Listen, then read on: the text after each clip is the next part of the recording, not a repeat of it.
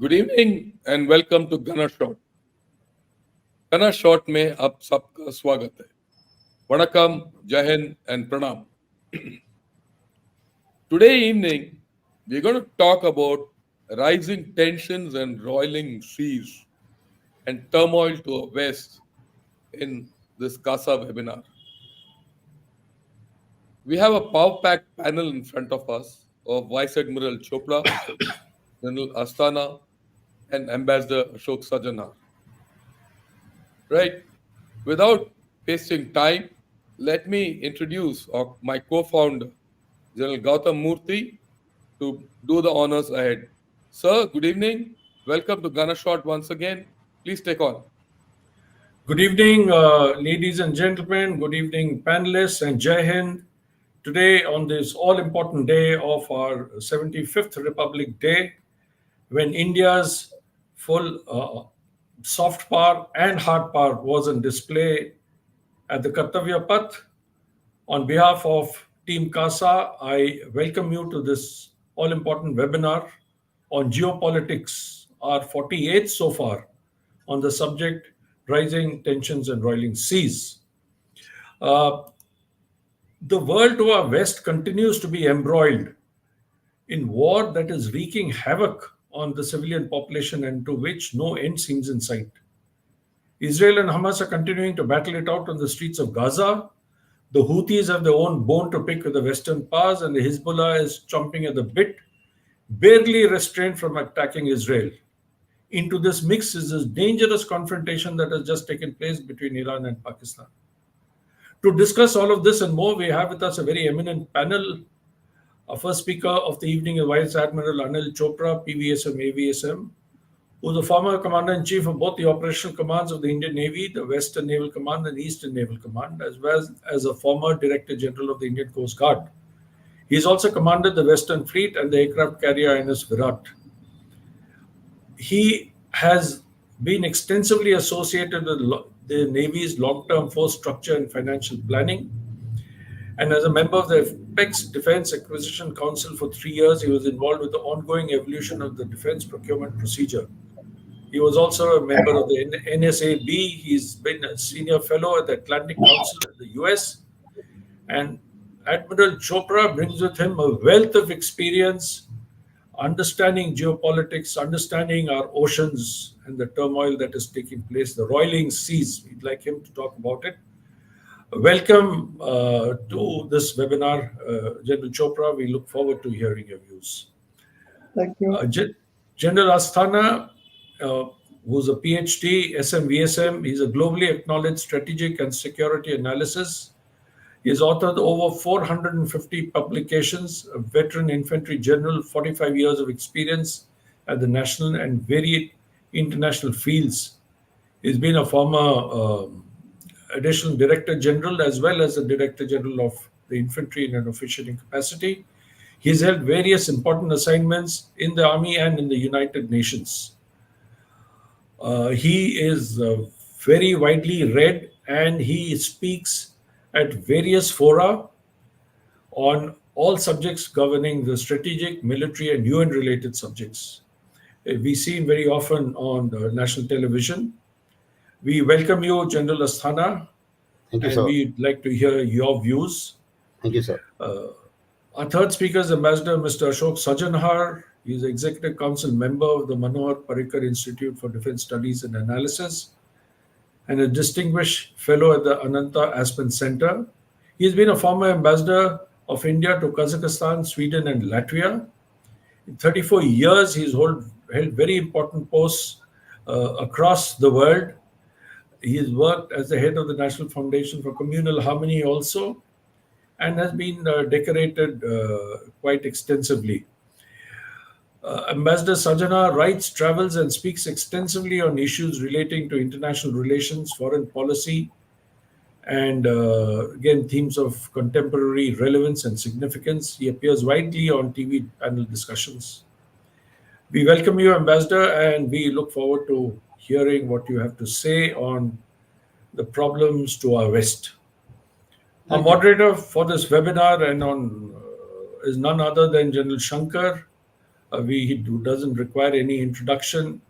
He's a founder of Gunner Shot, and he's been involved in applied research, writes and speaks extensively on strategic issues. Hugely popular Gunner Shot blog is very widely read and seen across 80 countries. It has over 15,000 subscribers, gets an average of more than 2,000 hits per day, and he has a recorded viewership of over 5 million. Thank you, General Shankar, for hosting this CASA webinar on your StreamYard account and on your Ganesh Shot channel. It is over to you to carry on with the rest of the proceedings. Over to you, please. Thanks a lot, sir. Over the past 3 to 4 months, the world is boiling, and the world is boiling like we've never, seen it before. If you take a global view of the whole story, step back, you see that conflicts in Ukraine, West Asia is in conflict. You look at Africa, the dotted circle is also known as the coup zone or the Sahel portion of the Africa. It's recorded some innumerable number of coups over the past 1 year. Look further east, South China Sea tensions between Philippines and China, and the problems between China and Taiwan are a flashpoint.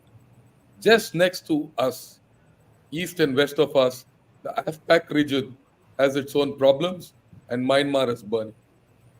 And in the middle of all this, India is rising and sitting quietly, seemingly snugly, but it is not so.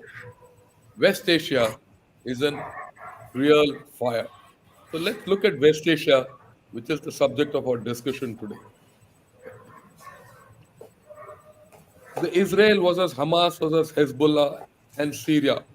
That compact is on fire from 7th of October. And when that happened, the world didn't know what hit us. Then it spread down to the US versus Houthi spat over the Red Sea and the shipping lanes there. That has put a lot of things at risk, and I'll just highlight it a minute later. Of course, last but not the least, Iran has taken off on Iraq, Syria, and Pakistan with missile attacks and a tit-for-tat attack between Pakistan and Iran. Notwithstanding all this, Iran-backed militias have been creating problems all over, and there's a huge thought that Iran holds a lot of cards in this crisis. With all this happening, India can't keep quiet. We have our own problems. Our shipping lanes are at risk. Our trade lanes are at risk.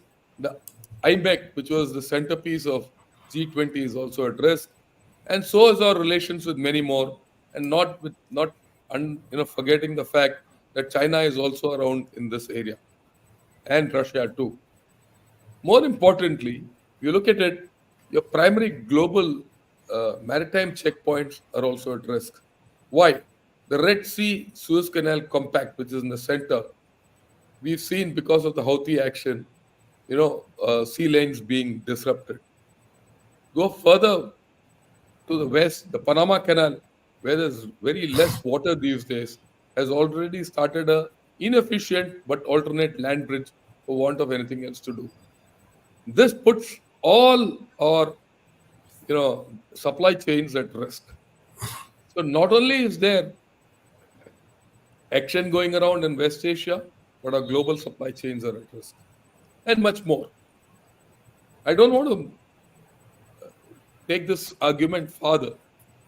I'd like our revered panelists to come out with their views. I request each of you to put forth your views in about 5 to 6 minutes on what you feel is the evolving situation in West Asia and in the North Arabian, Red Sea, and the Gulf. I'll start with General ASTHANA. All yours. Please take over. Thank you, General Shankar, and thank you, General Murthy, sir. Good evening, members of CASA, eminent co-panelists, and friends. The informed audience of the kind which we are addressing, I don't think there is any need to get into as to what happened. I think that everybody knows. But let me analyze and put things in my perspective in the strategic context. Uh, as we speak, the whole world is deciphering as to what ICJ has said, whether it is in favor of Israel or it is against Israel, or whether it is genocide or it is not genocide. Now, I've been hearing this. What ICJ has said is very clear. They have not said that stop the war. They have also not said that it is genocide. But all the actions which Israel is taking, they have said stop ABCD. That is in four paras, and those four actions, which includes basically uh, stop killing and stop harming them and things like that, and stop mental harm, dislocation, etc., etc. It's no different than what Nam said a little while earlier, because Nam said that Israeli actions is illegal. So if you see in a broad landscape, on 7th of October, what happened? That time, I think the whole world opinion was in favor of Israel. The UN voting pattern also showed that. And slowly, as the casualties started mounting in Gaza, the world opinion and the voting pattern in UNSC and everywhere else has started shifting. And today, apparently, there is a major shift against Israel in most of the world, and most of the people feel that this Red Sea confrontation is an offshoot, because if the first one gets the result, it is interlinked. If the first one gets the result, the second one should not take much problem. So that's one part of it. Now, in short, I just want to highlight what was the aim and what did they achieve. As far as Hamas is concerned, their aim was very clear. They thought that the Palestinian cause has gone out of the window. So they planned, after Al-Aqsa incident, they planned for almost 2 years. They gained fair amount of intelligence. Their whole lot of guys were working from Gaza. They were coming through these checkpoints into Israel and carried fair amount of information. So therefore they knew what is happening, and their aim was get as many hostages as possible, cause some amount of brutality, at least a show of brutality, so that the Israel is provoked beyond proportion and gets lured to commit certain actions which sees Israel in poor light and wins them sympathy of the Arab world. And with that, perhaps they thought that they will come out as a much stronger force, because they got elected in 2005 and thereafter no election. So that it was not giving them that kind of legitimacy as Palestinian authorities were getting. That's number one. And number two, their perhaps popularity was also sinking. Now, what they have achieved? The Palestinian cause has come in the forefront. There is no doubt about it. The Arab world, which was getting closer to Israel, has halted to some extent, in a manner that everyone is putting the condition that unless ceasefire happens, nothing else moves, whether it is IMAC or it is Saudi Arabian cooperation with Israel or on nuclear matters, etc., etc. So therefore, that is paused. What has not happened, what they thought was, the Arab world has certainly not gone with Hamas. They are there for Palestinian cause, but they are certainly not blindly following Hamas. So that's one thing which they could not achieve. Now let's look at Israel.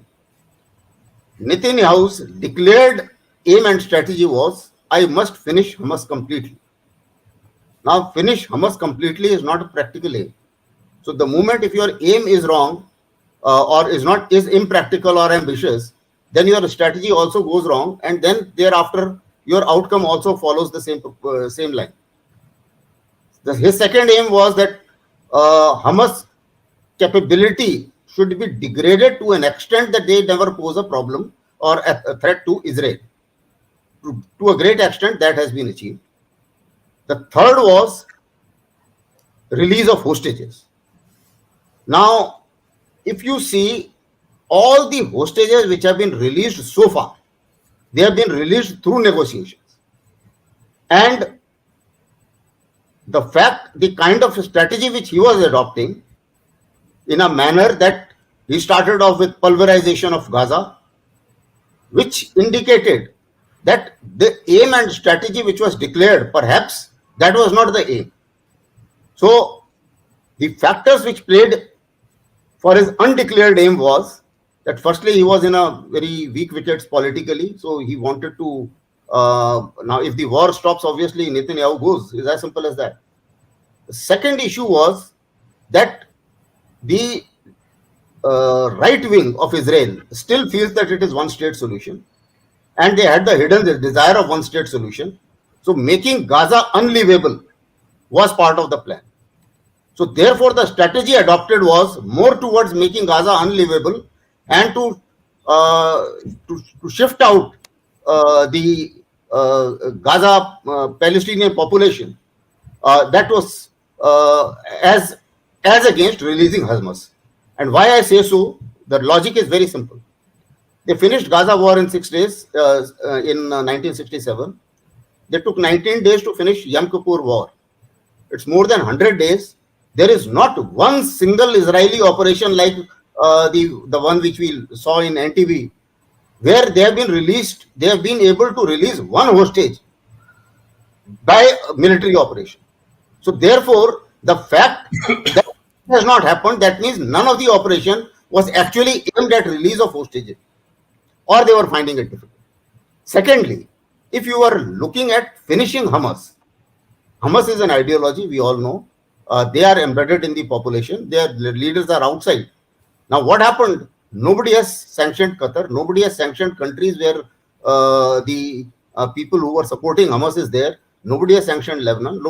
None of that has happened. So, finishing Hamas was a bogey. The whole issue was that Palestinians should move out from there. Now that moving out was not possible, that is where the Arab countries have not played up. And Hamas was hoping, or Israel was hoping, that if I put too much of pressure on the Palestinian population, maybe that some of them move out. And then the door is opened. But Arab countries have a concern in a manner that if they move out, the Palestinian cause is out of the window. Nobody is in a position to absorb 2.3 million people. And thirdly, as far as Egypt is concerned, if they take some refugees, obviously Hamas will also enter in the garb of refugees. And once they start firing rockets from Egypt, then Israel, they will get in direct confrontation with Israel. So that is not working out. So now let's look back as to what they have achieved. The hostages have not been released, certainly not by their military action. Capability of Hamas has reduced to some extent, yes. Has Hamas finished? If USA could not finish Taliban in 20 years, there is no way that Israel will be able to finish Hamas. Let's be quite clear about it. It's impractical. The third thing, there is a strategist who has written very nice books, Seen Mac Fate. Now he has said that why West is losing all the wars. And one of the reasons he has pointed out is that despite having the best of armory, the best of weapons, the best of technology, etc., the problem is they have got wrong strategy. They have not understood that the people are the center of gravity. Even in Afghanistan, they did not get into the areas, into the hinterland, and that's why they never had the hold on ground. And they all are very shy of buying casualties. And therefore, what they do is that destroy and pulverize everything. Even if you have to face one opposition or one guy with the arm, and there are 100 guys around him who are civilians, just bombard the whole thing, and so that you don't buy a casualty. Now, with this, you certainly don't buy peace. So today, I don't think any one of us would be convinced that Israel is most peaceful. And the way the conflict is panning out, there is no way that that area will be more peaceful at any point of time. As far as US is concerned, initially, there is no doubt that they supported Israel. Subsequently, they are themselves finding into a fair amount of problem in a manner that their areas of engagement, their flashpoints of engagements are increasing every day, which includes Red Sea, and also includes Iraq and other areas. So therefore, and also this two-state solution issue, they want two-state solution, and more so the problem is that with the election in USA, they are also in a bind because both sides, the Biden administration cannot afford to lose the support of either side, either the Jews as well as the Muslim population. Because when Muslim population says we will not vote for you, then also he is a little nervous. And conversely, as far as Jews are concerned, then also it is little nervous. So therefore, they also have not been able to perhaps identify as to which line they should follow. Professional Yeah. advice was, yeah, I will. Yeah, My last point. Professional advice was very well given by this fellow, their defense secretary, who said that you might win tactical battles, but strategically you cannot win in the manner in which you are going about it. Now that is perhaps the reality, and I will take on more during the question answer yeah, session. I'll stop here. yeah. Thanks a lot, General Asthana. You have hit the core of the problem, that is between Hamas and Israel, right? And the sum total of what you said, if I may put it, is this: on both sides, there was some disarray between the political and the military aim. Was the political aim matched with the military aim and vice versa? Are the results commensurate with what they thought out? And as till such time both these are not in consonance with each other, there are always going to be problems. Well, thanks a lot. Uh, Ambassador Sajanhar, sir, your view on this whole story which has been going on for the past more than 3 months. Over to you. Yeah, thank you very much. Thank you very much, General. And, in the 5 or 6 minutes that you have allotted to me, what I'm going to do is I'm going to flag 2 or 3 issues because there really is no time to go into any great detail or depth in any of these issues. So I'm going to flag a couple of them, and then, of course, depending upon your question and how we take it forward. The first thing that I would like to speak about is in terms of, when the conflict started after the 7th of October, when Israel went in, there was that great fear and great apprehension that there might be an expansion of this conflict, that it might go beyond uh, Israel and Hamas, Israel and the Gaza Strip, and it could sort of get more countries also involved. Now, I think that might also have been the thinking of both Hamas as well as Iran.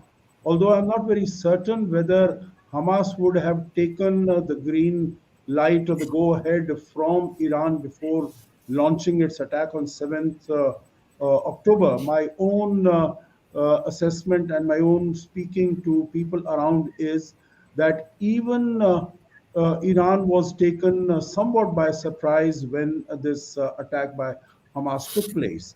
But after that, it has been, I think, trying its very best. Iran has been trying its very best that this conflict should expand. There should be more of a regional conflict. More of the Arab countries should also get involved, should also get engaged.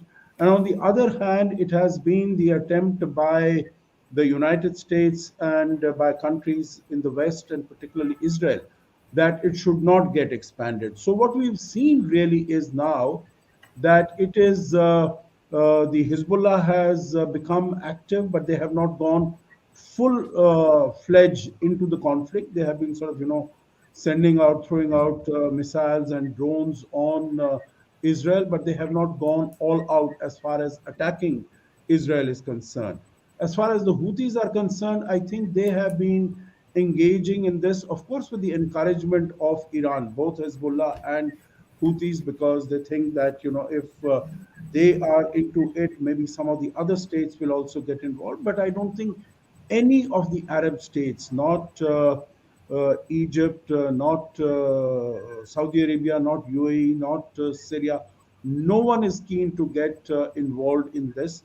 So that is why, in spite of what you saw in terms of the demonstrations on the Arab streets, we have not seen any significant expansion as far as the conflict is concerned.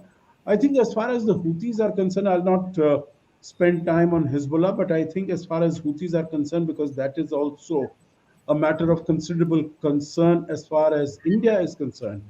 So they have basically, they don't enjoy any global legitimacy. They also have been having problems, although the war has been going on for the last 10 years. They have been in control over the last 10 years, but they have really not been able to provide even the most fundamental basic services to the people in Yemen. So I think they have found this as a good ploy by sort of hitting out at ships. It provides them with some support, both domestically from Yemen as also from the Arab states, who because the Houthis claim that they are also fighting for the interests of Palestinians. Although the shipping that they have been attacking is not only Israeli shipping, there are so many other ships also that have been affected. So I think the total impact of what the Houthis are doing, as you mentioned, there is a supply chain disruption because all the elements that are to go, the intermediate goods, products, they are not reaching on time. There is more than three times in terms of the insurance costs that have increased. What earlier used to be about 0.6% of the value of the cargo, today it has become more than 2%. So it is more than three times that it has increased. So I think as far as the economy, which was still suffering from COVID-19 and the Russia-Ukraine conflict, that has also suffered as a result of this. Now, one or two comments that were made that as far as Israel is concerned, that they will not be able to completely eradicate. I think we've seen other examples. It is like terrorism. If you can't, meaning, and you might call terrorism also as an ideology, if you can't deal with terrorism, if you can't completely eradicate it, it doesn't mean that you agree to live with it. I think we've seen how the Islamic State has been dealt with, and I think it has been dealt with quite effectively. So I think it is something similar as far as Hamas is concerned. And if Hamas is using human shields, common people as human shields, I think there have to be ways that have to be devised. The last point that I would like to flag now is on as far as India is concerned. I think India has been very clear that we stand against terrorism. The fact that we are fully in support of all the hostages being released. And I think we have been handling the approach has been extremely strategic and appropriate, whether it is in terms of our pronouncement, whether it is in terms of the positions that we have taken in the General Assembly. And I'd be very happy to discuss that if there is a question on that. Also, as far as, and I think we have been able to maintain our very close linkages with our partners in West Asia and the Middle East. And that is very well demonstrated by the fact that we had a very successful visit of Sultan Haitham from Oman. We had the visit of the President of the United Arab Emirates. We had the invitation to our Minister, Mrs. Smriti Irani, to visit Saudi Arabia and to go to Medina. So I think one can say that our relations with the West Asian countries continue to be robust and strong and dynamic as they were. Our external affairs minister had gone to Iran. Basically, again, I think it was to confer with them as to how this Houthi issue can be dealt with as far as our own shipment, as far as our own shipping is concerned. So I think India is handling it well. India is dealing with it well. Our partnership, our strategic partnership with Israel remains strong, and also with the other countries, it remains strong. So let me finish here, and then I'll look forward to questions from you and from the audience. Thank you. Thanks a lot, sir. I think you made some very important points which I'd like to reinforce. First, expansion of conflict. You made a very important point. Hardly anyone in this whole story, except probably Hamas, wants this conflict to expand beyond a point. But if I draw a parallel between what happened before the First World War, when that assassination took place in Sarajevo, the Archduke Ferdinand was killed. It was an insignificant event by itself, but it set off a domino of effects, which resulted in the First World War. And it was a long drawn affair. We're just 100 days into this war. And that's why I showed the first map of a larger conflict which is happening and a focus here. But then that is future, and we'll talk about it a little later. The second point, and I think the most important point you made in your entire intervention, is that just because you cannot completely destroy an ideology, you cannot agree to live with terrorism or such an ideology. No nation can do that. If we can understand this, after all, we've also not, India also, ever since we got our independence, we have refused to live with such a violent ideology or a separatist ideology under any conditions. After all, uh, our separatists in Kashmir have taken a lot of ideas from these very Hamas and Hezbollah kind of outfits. I think it's a very important point. And then, of course, you highlighted India stands out, on which I'll get back to you. With this, sir, uh, Admiral Chopra, sir, with your experience of the Eastern and the Western naval commands, right? I'm sure you have a greater viewpoint or a larger viewpoint to put across. Over to you. Thank you, General, and a very good evening to all of you out there in the ether. We are indeed addressing a very vast canvas this evening, and it's somewhat difficult and a challenge to put out some cogent thought in a few minutes. But let's try and give it a shot. The region to India's west is perhaps the most complex and conflicted in the entire globe. And we have a number of interests and thoughts there, but there are contradictions as spelled out, many histories, many geographies, many conflicts. Now, the Arabs and Jews who have been resident in this area for thousands of years, they've seen it all, from the Babylonians to the Persians, the Greeks, the Romans, the Turks, the Mongols, the Christian Crusaders, and of course, lately the Europeans, the Brits, the Americans, and the Russians. So my first point is, this is not a conflict which was unexpected, and this is not a conflict which is going to resolve in a hurry. My first point is that we can at best look for containment and not resolution, despite the impatience of 21st century geopoliticians and thinks that this can be resolved in some terrific way. The maritime geography, which we have been addressing as part of this region, it contains, as you all know, the three very major straits and choke points of the world's oceans. But the Bab el-Mandeb is not only critical for oil flow, but also for east-west trade in a still globalized world.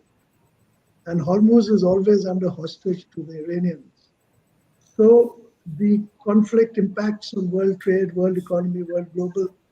And I think people are jumping to conclusions as to why the Red Sea has come into play. Is it part of the larger conflict between Hamas and Palestine? Is it something separate? But again, I said, what I can do is again flag a few points. You know, despite the the history of because of it, there are many conflicts going on here, internecine, Sunni versus Shia. You know all of them. Saudi versus Iran, Muslim versus Jew, Arab versus Palestine, etc. But in my view, the real conflict which is going on in West Asia is between the forces of modernity and the forces of medievalism. And I have no hesitation in saying this out loud. There are two factions in West Asia, one represented by the new Saudi Arabia, the UAE, and some other states like Oman, which represent the possible future, the possible modern future for the region, and the forces of, call it what you want, medievalism, fundamentalism, which are centered around Iran and its proxies in the region. Now, we can all justify whose fault is it, but the fact is that there is this underlying struggle going on in the Middle East, or West Asia, if you want to call it. And I think this present conflict has had its roots possibly decided by the Ayatollah, because time was running out. Time was also opportune before a possible Trump comeback. A fairly weak or perceived weak US administration, distracted by Ukraine and West Pacific, and also before Saudi and Israel got into a pact under the Abraham Accords or something similar. Something had to be done. Now it's like a whodunit, but there is always somebody who done it. We can all infer what we wish. In my view, I call it the forces of medievalism, without trying to name a specific country or regime. And that is, I think, the struggle which led to this first attack on Israel. This is not to condone Israel, it's not to condone what's been happening in the West Bank, it's not to condone other stuff.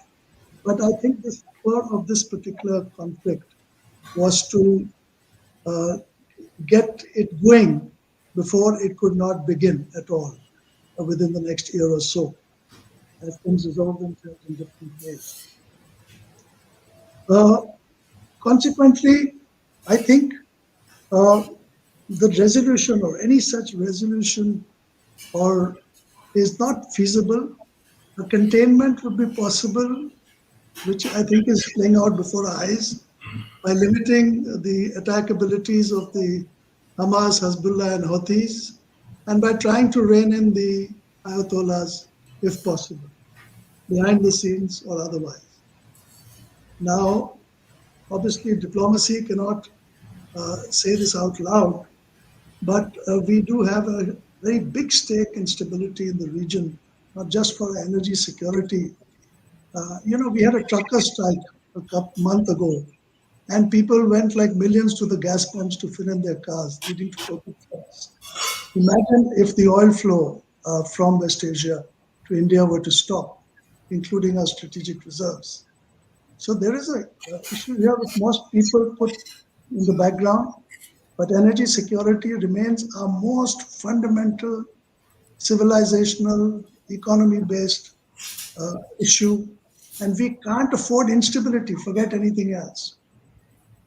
We've been fortunate that there's been a sort of CMF here in this area for the last 10, 15 years, which has been doing some policing against non-state actors like pirates and terrorists and the like.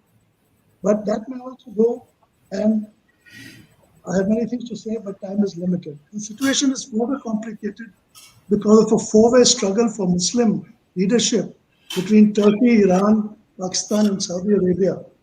As I said, there are layers and layers here. None of us can fully grasp the layers, but there are no pact solutions. Yes, there are containments, and I think the immediate issue is to contain this problem by pressing on the Israelis to take it easy, and by taking charge of the Houthis and the Hezbollahs and the Hamas to the degree possible. Taking charge means not necessarily militarily, but also diplomatically. Now, given my pedigree, let me talk a word about the roiling sea, as you put it. Oceans, even if I say so, still remain at the heart of the international order. It's 75% of this planet, more or less, and to access if they have the capability and then state and non-state. So the heart of the power struggle in the world to come, and not just for its resources, but it is the only highway which is free. It doesn't belong to anyone. So the warships in the Red Sea and the Eastern Mediterranean, as we keep saying, are not as vulnerable as many would think them to be, but they are not invulnerable. And it will take only one missile hit on a US warship to change the narrative and the perspective globally in media flashes around the world. So the game is open, and the Houthis are just trying to get one shot through. And I can imagine the chaps on those ships who can't afford to let one shot through. But uh, it's not easy for the Houthis, even if armed with considerable number of missiles, to actually get anywhere near well-defended fleet. Before I end, you know, I just wanted to my views on what I think are the real impact on US, China, and India. China, as you can notice, is not to be seen, neither militarily and not even diplomatically in any emphatic way. It's lying low, which is the normal way. And in my view, it's pressing Iran because of one person who can't take instability even more than India as China. And any sort of drawing of Iran into this conflict would involve Hormuz and then it would involve Chinese oil. So I think China, behind the scenes, would be pressing the Iranian leadership. And as I've been arguing earlier, China just does not have the bases or the allies in the Indian Ocean to do something really now. And yet, it needs the Indian Ocean as a launch pad for any global great power status. Can you imagine? The Chinese can't do anything only in the Pacific. To be counted, they have to be able to access the Atlantic, the Mediterranean, and it can only be through the Indian Ocean. But that's a separate story. As far as US is concerned, it is energy independent of the Gulf, of West Asia. It's becoming isolationist, it's losing interest.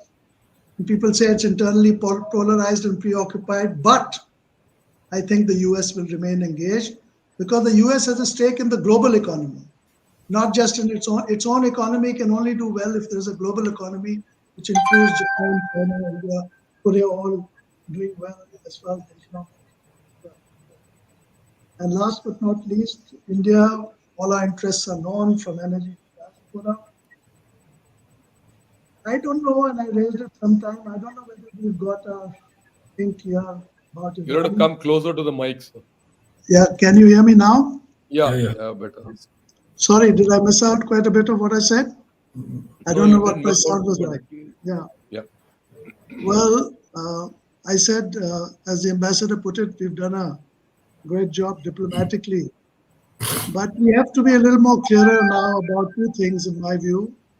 One is about the balance between strategic autonomy and constant hedging.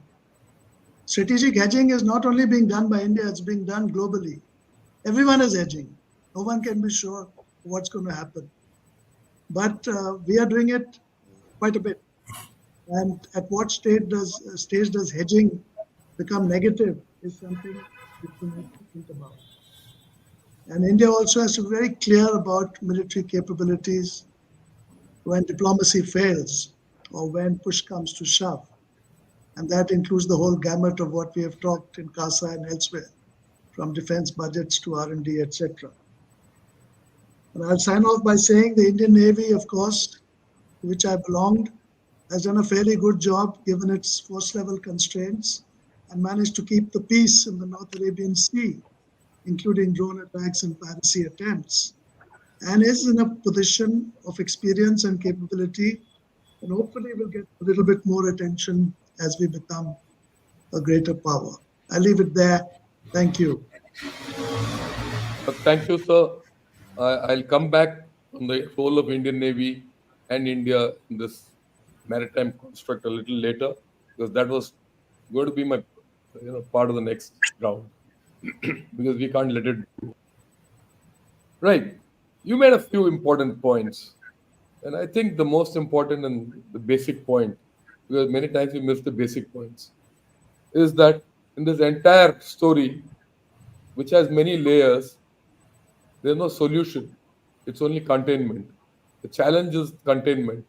And at this point of time, I don't think all of us put together, big powers, small powers, middle powers, call it what you are, we are able to contain this challenge the way it is supposed to be contained.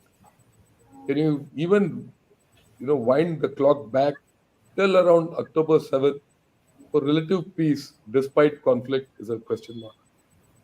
Then the issue of modernism versus medieval thinking. It has got many layers, but I think this is a fact and this is a reality with which we have to live with. And the third point, which you made, but I am quite convinced and I've always been convinced about it, is that China is not so significant in global affairs as we have thought it out so far. And this has been amply clear in its elections, which it lost in Taiwan, because I feel the Taiwan elections were China's to lose, not for the Taiwanese president to win. And or influence events in the Middle East and West Asia on which it is hugely energy dependent. So we leave it at that. I would thank all of you for your initial intervention. Now I'll come out with a few specific things.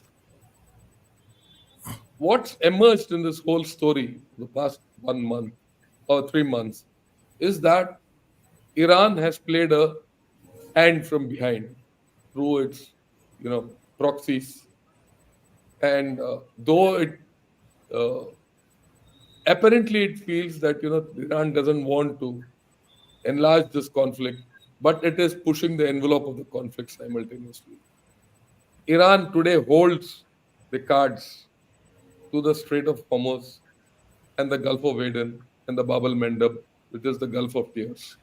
It is also vying for the Islamic leadership, and closing Suez also closes promotes Iran's case for leadership of the Muslim world. If this be so, I've just stated a few issues. How do you see this whole story going, and what role Iran will play, and how do you probably contain Iran, and what would be India's stance in it? Is a question which I think has to be solved diplomatically first. And I don't think there are any military solutions to this. So, Ambassador Sir, we'd like your views on this naughty problem called, or the shadowy power called Iran. All yours. And of course, what you wanted to say about India, I would like you to, put across. Okay, thank you very much, General. I think that's a very relevant question. That's a very valid question because you're very right. I think, and I agree also with Admiral Anil Chopra when he said, that there are many contenders for leadership as far as the region is concerned. Although one of them, I would like to strike them off. He mentioned also Pakistan. I agree, Turkey, Iran, and Saudi Arabia. I don't think Pakistan is in the same league. You mentioned about Pakistan. Maybe I don't know whether it was a slip of your tongue or because I don't think anyone in this group will sort of or those who are sort of listening, they will put Pakistan in the same league. Not at all. So I think Pakistan is has its own problems. Let's not discuss it here because neither do we have the time nor we need to expend that effort in this session. But Iran, yes, and Iran has the wherewithal. Iran has, the civilizational sort of, strength going back. Iran has the numbers. Iran has the resources. Now, also, coming to another point that General you made and that I think Admiral also made, in terms of the relevance and importance of China. But I think China has really been able to bring Saudi Arabia and Iran together to an extent. Although, meaning our friends from the Muslim world, they, earlier they were saying, Shias and Sunnis, they will not be able to come together. But I think what they have seen is that strategically, at least in terms of short term measures, what is important for them, they have at least made an effort to bury the hatchet for the time being. That having been said, and that is why you would see that while Iran has been trying to instigate, basically the Arab street and all the countries that they need to rise up in favor of the Palestinian cause, etc. Not one of them, they have uh, given some sort of credence and some sort of taken on board what the Arab street has been demonstrating, but they have not taken the bait and gone in and tried to sort of put even greater pressure, except for speaking out. In concrete terms, they have not done anything as far as this is concerned. So this, I think, Iran will continue to try, and we did not discuss Iran's attacks in Iraq, Syria, and Pakistan because there's been no time. So Iran will try to expand the orbit, expand the uh, the range, the expanse of this conflict, but I don't think it is going to be successful.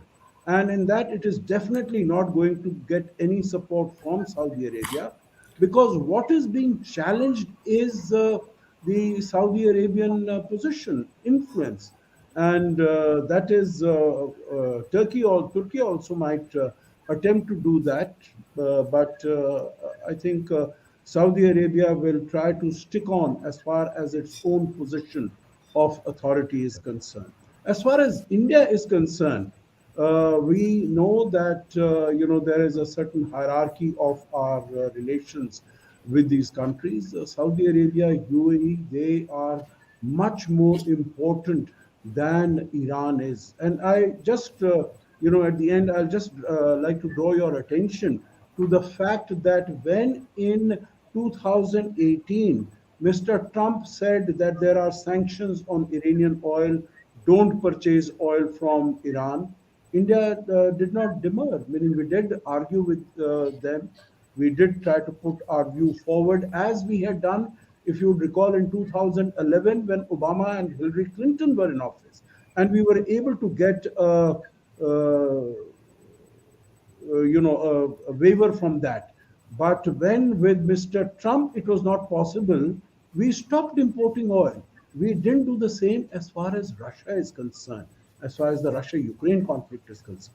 So I think we need to recognize also as to how we place, how we look at our own relations as far as Iran is concerned. These are important relations, these are strategic partnerships, but they go only up to a point. And I think our relations with other countries in the Gulf, UAE, Saudi Arabia, etc., they are much more significant. Israel, for that matter, they are much more significant, much more important than the importance that we attach to our relations with Iran. Thank you. Uh, Thanks a lot, sir. I think you put the whole thing in perspective. Our relationship with Iran is just not Iran-India relations. It has an impact on the global relations, India and the world, India and the Muslim world, India and our oil producing or oil sourcing world, and India and the larger West. So it's a multi-layered thing. And with Iran, uh, it's a fact that we've had a relationship going back in ages. Also, it's a broken relationship. It's a on and off kind of a relationship we've had at the behest of others. So we're going to have a tough time with this. I have no doubts about it. Though we are in Chabahar, we've not made headway in Chabahar. So there are many factors to it. But what I wanted to bring forth is that Iran is something you can't ignore. You have to pay special attention to it. You have to operate with Iran in white, grey, and black all together at the same time. And that's quite a diplomatic trapeze which we have to be up to. The military option is far over the horizon. I'll now turn to what Admiral Chopra was saying about, this, no one owns the sea, but someone owns the land, and the sea is between the land in many places. And these constricted places, the three, Red Sea, Suez, and the Strait of Hormuz, a lot of land, very little of sea in between. Very important to the world And here we have India as a power which feels it's going to be the next security provider in this area. And if I may dare say, the old thought process of the Indo-Pacific construct, which confined itself to the lake called South China Sea, has shifted to North Arabian Sea and the Red Sea as never before. Do you see a new paradigm shifting coming up here, sir? And what do you see India's role in this? Will we step up to the game? And if we have to, what do we have to do? Admiral Chopra, sir.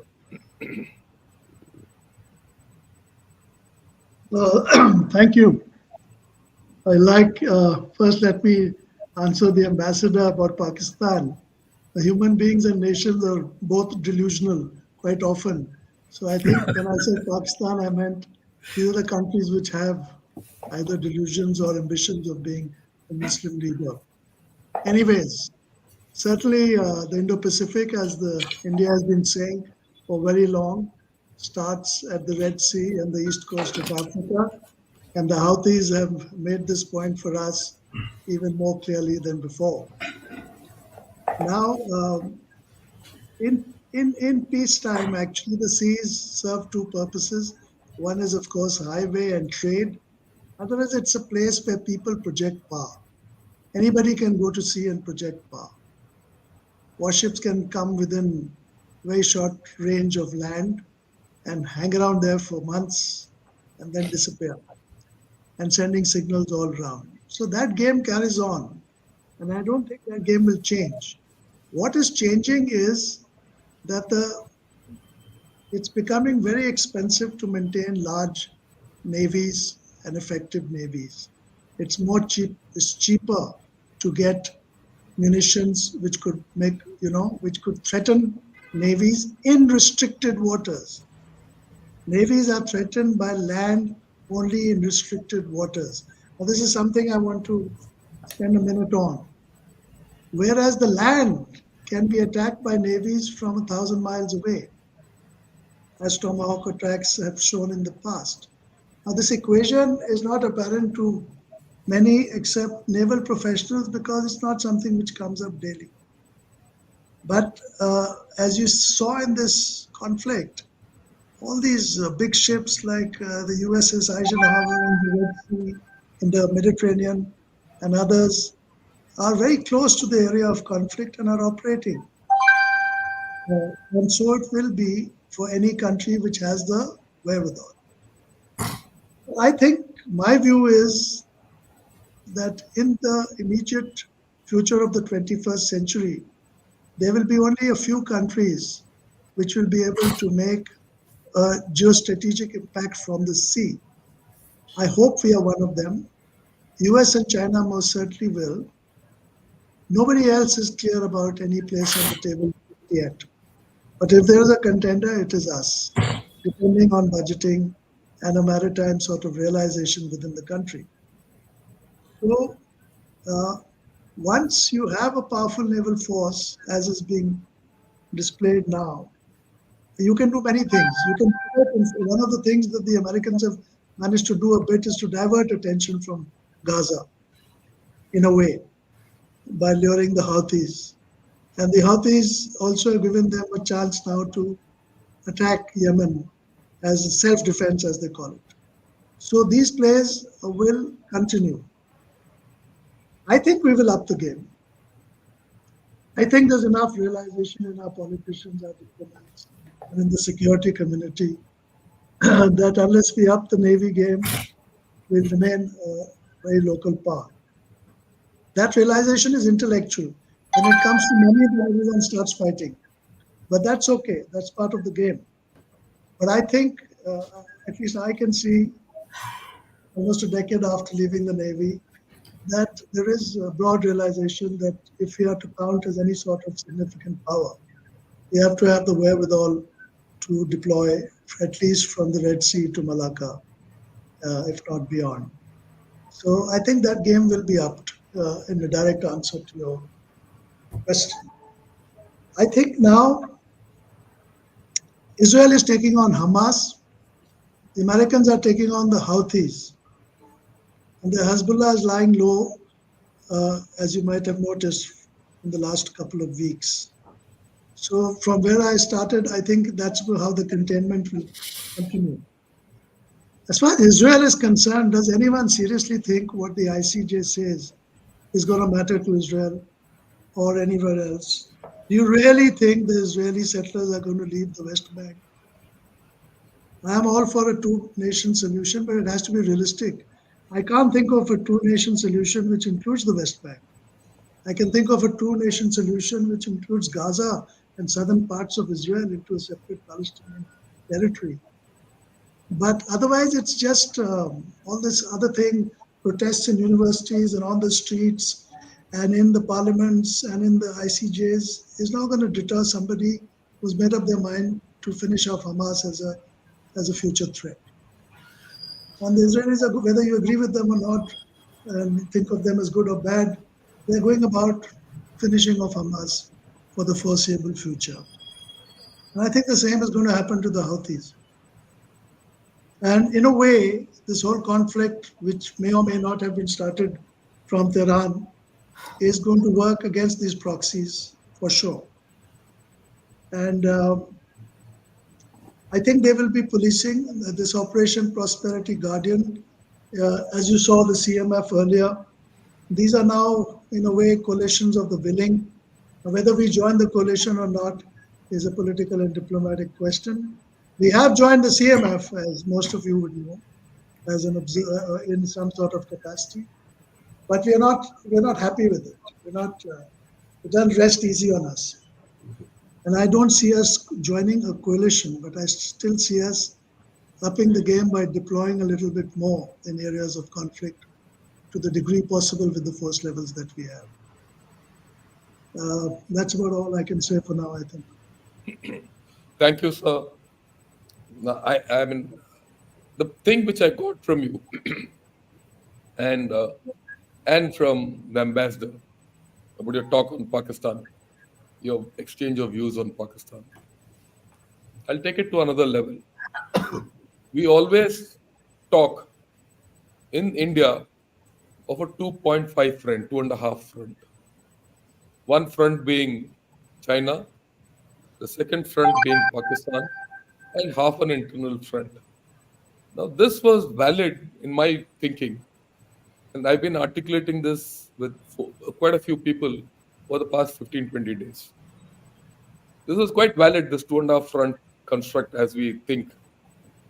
Say, probably about 10 years back, 12 years back. Slowly, this has morphed. In today's circumstance, the one front, northern front is intact and it's grown tougher. The Pakistan front, as we understand it as a front, second front, has got diluted, whether we like it or not. Unless we are emotionally attached to Pakistan, being the devil with two horns. The half a front has also got diluted.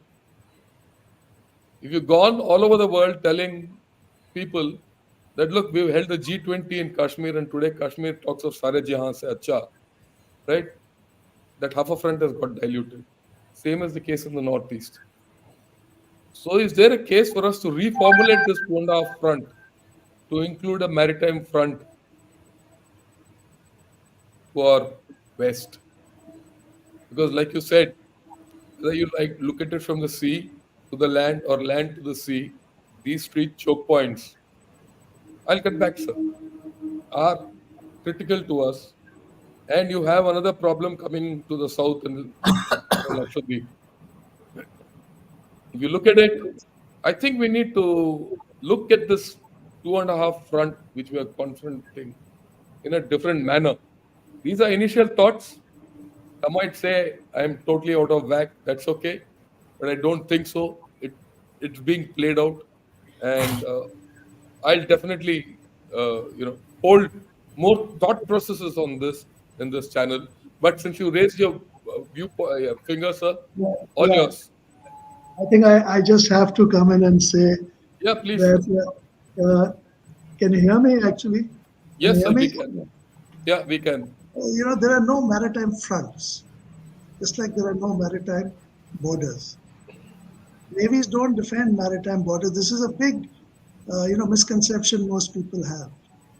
Ships are not static at any point. They are mobile, offensive, maneuverable platforms which can move from one ocean to the other in a couple of days. They don't fight at fronts and they don't fight defending borders.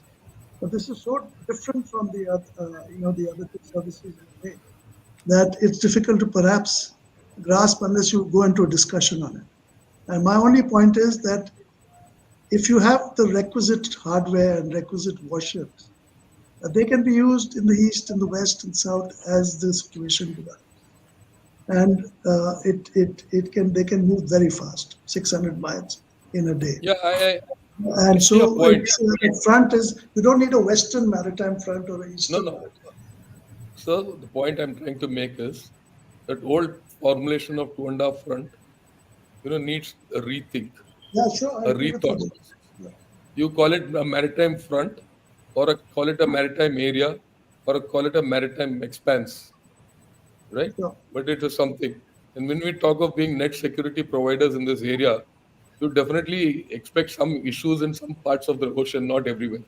So to that extent, we need a rethink. That's the point, the larger point I was trying to make. Yeah, I agree. Okay. Now, getting back to General Asthana, the question I have for you is, you started with the core of the problem, Israel-Hamas, right? You outlined, okay, both have achieved their aim partially and both have failed, in achieving their aim, or they've gone astray. Where do you see this going? Do you think there's a solution to it, or do you have to stall at containment? And if it is containment, what are the outlines of this containment? And what do you think India's role in this will be? Okay, before I answer your question, I've been listening very patiently. Yeah, go ahead. Number of points made. Let me clarify first 2 points before I answer your question. One was a point made on Iran. Let's be very clear. Iran doesn't have to get involved directly, so long its job is being done successfully by its proxies. So let's be quite clear on that. The second issue was regarding terrorism. There is no doubt that Houthis must be punished, Hamas must be punished. There is no doubt about it. But the way it has to be done, that is where there is a question mark. And why I say question mark, reference was made as to how we dealt with ISIS. There were no 10,000 children killed when we dealt with ISIS. So let's be quite clear that there was a strategy in place when ISIS was being dealt with. In case of Israel-Hamas war, the strategy and the thought process has been overtaken by the revenge phenomena and the phenomena of embarrassment and getting over the embarrassment mixed up with the political ambition. So therefore, the strategy doesn't go right.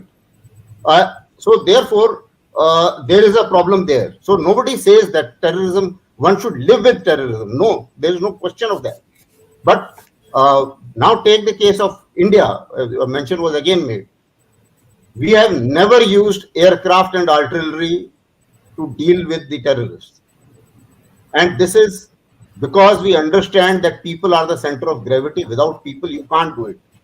And I referred to some author. He also said the same thing. In Afghanistan, Americans forgot that people are of center of gravity. Without people, you will not be able to do it. Similarly, in Gaza, Israelis have forgotten that people are center of gravity. Without people, even if they win, they will not be able to control Gaza. Let's be quite clear on that. Secondly, when we talk of their aim, there is no reason, if 7th October was a trigger, where is the justification of killing 259 people in Western Gaza, in West Bank? It just doesn't make sense. So therefore, the question was that the indirect aim is to enforce one state solution, and that is where perhaps they are at odds with many countries, and we will see more of it. Now coming on to the question, sir, which you mentioned, how do we see do we see it going? Now, for that, the first part is where we are. As far as Hamas is concerned, they have to do nothing. Basically, they are looking at their force protection, force survival, that's it. And somehow manage that. Therefore, what they are trying is that delay the release of hostages as far as possible as they can help it. As far as Israelis are concerned, uh, they are stuck in a situation because what they have said, they have now realized that they will have to go back to the negotiations again to get further release of hostages, which is becoming a big pressure. So therefore, two formulas have been given out by the two sides, and there are differences between the two formulas. Formula of Israel is that you release all the hostages, we will let your leaders go out from Gaza, and we will stop. We will give you a 2-month, shall I say, ceasefire. That's what Israel is proposing. As far as Hamas is concerned, what they are saying that we should the Israeli forces must move out from Israel. As far as US is concerned, they are saying that the border should not change, and therefore the Israelis' idea of having a buffer zone, which should be inside Gaza, that is perhaps looking ambitious because not very many takers are looking at it.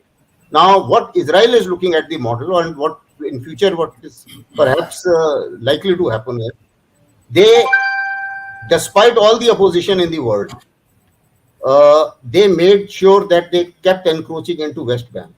They want to do a similar thing in Gaza. They want to have the security. They already have the airspace, the maritime space, and the entry points of Gaza with them.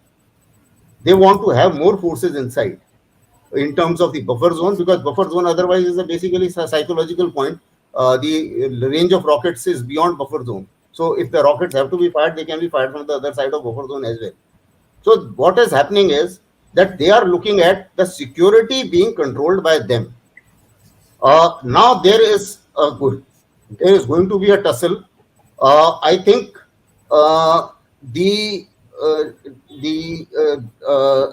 churning of Gaza would certainly happen at some point, maybe a month, 2 months, or whatever. Once they have churned in the entire Gaza Strip, they would perhaps try and leave some security people there. US also has, I think, given some kind of hint that there have been arrangements elsewhere in the world where a security is with somebody and still the governance is with somebody else. So apparently, the West, that is Israel and US, are perhaps looking at a little more security control over Gaza, and people being allowed to live the way they are. And perhaps, but this is certainly not going to be a safer Israel. It's going to remain in this situation. As one of the speakers mentioned, this two-state solution has got a lot of inherent problems. You can't divide Jerusalem. Everybody wants Jerusalem and full Jerusalem. So obviously that two-state solution didn't work so far. So there is a problem there. So apparently, this is what I visualize is going to happen. For Israel, let's be very clear, nothing else matters other than United States. And that is why, that is one major reason when we are talking of the Red Sea corridor and when we are talking of Operation Prosperity Garden, lot many people are asking why their allies are not backing US. I mean, it's a point. If everybody is feeling, yes, it's a maritime traffic, it's a global maritime traffic, everyone is suffering. The Saudi Arabia is also suffering, India is also suffering, everybody is suffering. But then the problem is that most of the countries, including Saudi Arabia and others, what they are saying is that you stop, you have a ceasefire the other side, this threat will go off. So apparently the justification is not is not that convincing, and more so with the kind of leadership which USA has shown. Not very many people are trying to put their combat resources under US. That's another major reason. So this is how the things are playing up. We will have to wait and see a little more before things go. Certainly the Hamas is going to get weakened tremendously. They will not be a power to reckon with for some time. But my problem is, which I visualize, that generational situation which is coming up is that all these people who have been killed in Gaza, their children will constitute the next generation of Hamas, and you just Okay. can't. And that is where the problem is going to come up. Back Yeah, to you. I think you outlined the whole story very well with the complexities which are likely to come up in this whole formulation. We've discussed a lot. I want one viewpoint, and that from General Gautam Murthy. Sir, in this kind of a story which we have spoken of, what do you think India's stand should be, and how do you think India should take this whole story forward from its own viewpoint and interests? I think this aspect has been very well covered by the speakers, especially when saying that for India, our energy security is most important. And Admiral Chopra mentioned that. He also spoke about, can India hedge strategically?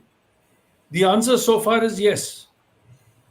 It's almost 2 years to the Ukraine-Russia war, and the pressure upon India to take a stand was intense and immense. Yet India held its ground, and India called for peace. Again, here, India rightly condemned the terrorist attack of the 6th of October, and India also spoke later about a two-state solution. Yes, it seems plausible only with Gaza. Obviously, Jerusalem and the West Bank is a different kettle of fish. This fight has been going on between the Jews and the Muslims. Now we are calling it between the Arabs and the Jews for centuries. It will continue. India has to look at its own interests. India has to know, and the ambassador brought it out very well, about how the two most important states in the region are with India, Saudi Arabia and the UAE, to the extent that they are completely supportive of your actions wherever you're going. So, in short, I would say India needs to look after its core interests, which is energy security.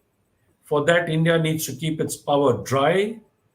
India needs a strong maritime strategy and the equipment and the platforms, as the Admiral likes to put it.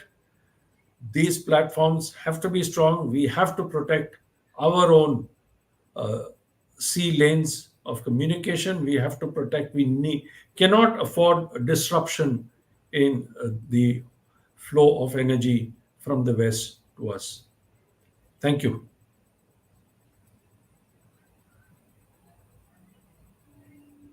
Thanks a lot, sir. I'll take one question each and fire it towards the one of the speakers. But first and foremost, for the first time on my channel, I'm getting a aloha from Hawaii. So we've crossed the maritime borders and gone transcontinental, which is good.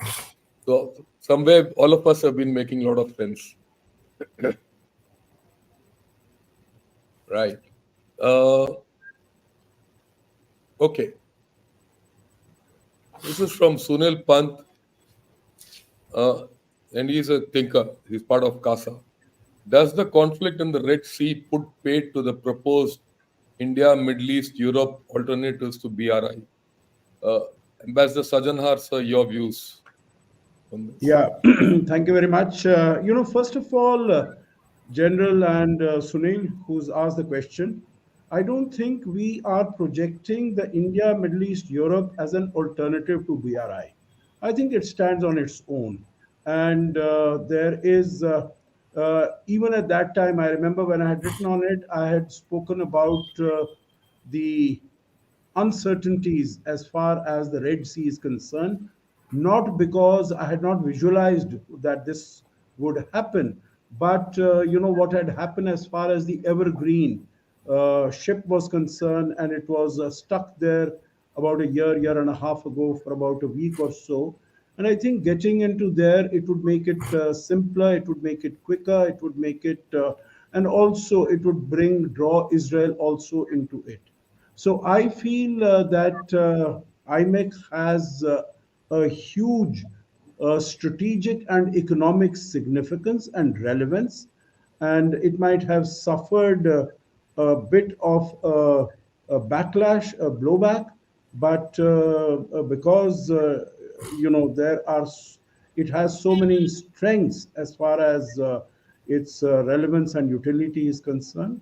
Once we get over this hump, I'm sure it will come back very soon, and we should be able to operationalize it very quickly, because all the states there also are very strongly in support of this.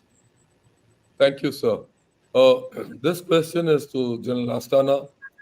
Do you foresee India sending 2 battalions of Indian troops like BSF as a buffer between Palestinians and Israel territories, Israel and Lebanon? In the sense, do you see India's commitment widening with boots on ground? Uh, And your views on it. Yeah. okay. I have All been yours, in Shashi. nations. Let me put it this way: that we, India as a country, I don't visualize and don't recommend by any stretch of imagination sending troops or boots on ground in Israel, or getting involved in this. As far as United Nations is concerned, we have done it in past. We had our force commanders in Undorf, and our battalion exists in Lebanon too. So therefore, if there is a commitment under Blue Beret, then I don't think India will shy away, as it has not done in past. So that is possible, but individually, as a country, I don't recommend that we should be sending troops there. It doesn't meet any of the strategic interests of India, and also it doesn't help them anyway. This is the landmass of West Bank, Israel, and Gaza. In this combined landmass, both these communities have to live. There is no other way. Now, whatever, whether they fight, they live, or they live happily, or they live keep fighting each other. That's their choice. But I don't think Indians being there will help it anyway. Thanks a lot. Admiral, sir, his question is Houthis or not. It's imperative to spruce up naval capabilities to become a truly global power and to become a net security provider in IOR. He's echoing what you had said earlier. However, we also need to modernize our army, IAF, and how do you balance it?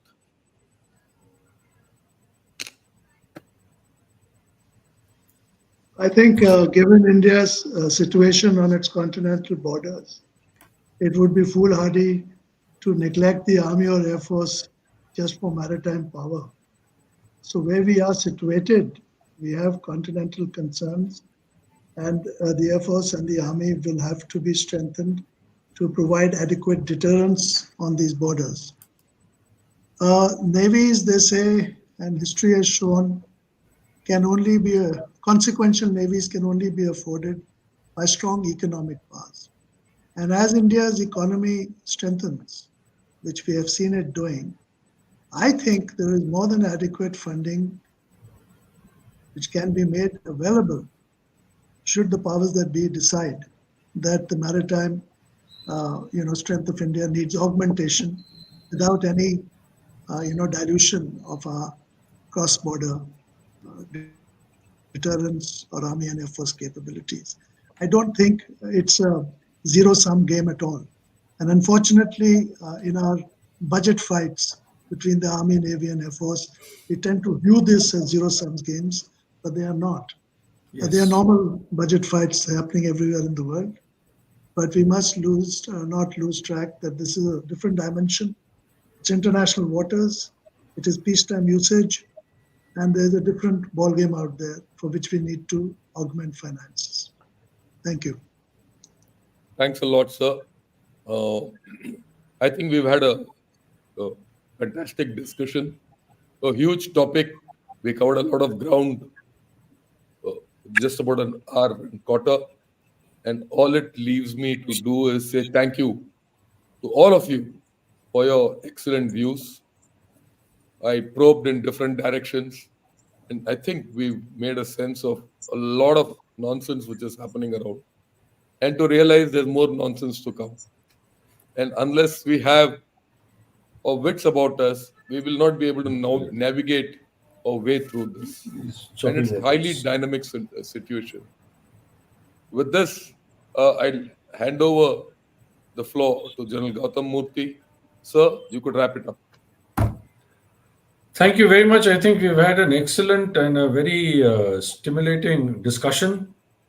Yes, India's interests are paramount, and I think so far we've done a good job. And I'm sure that in the future, too, our political, diplomatic, and service leadership will take us through these choppy waters and ensure, as the Admiral said, our energy security is not disrupted in any manner whatsoever. We desire peace. We desire peace across the world, and India has always been championing that.